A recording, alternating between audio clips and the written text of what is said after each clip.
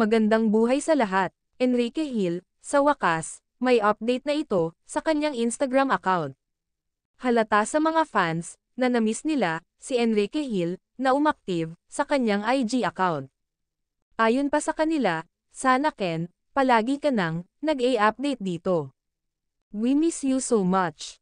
Nagbahagi nga ng ilang ganap si Enrique Hill na nagsha-shopping with Mommy Bambi. Ang caption ni Enrique Hill, "It's always a good day when it's a Landers Day."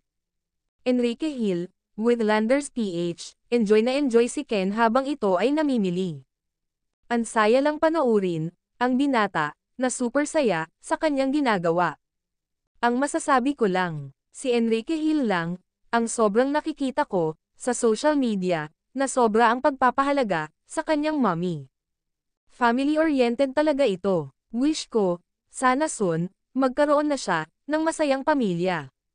At mabiyayaan ng malulusog na chikiting. Very sure na best daddy talaga si Kay nito. At best husband sa wife-to-be nito. Ang ganda-ganda ng aura ni Ken.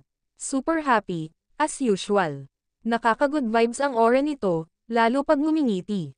He's really perfect. Samantala, excited na ang Ranken tandem sa NBA Flypal playoffs. Good luck Ranken!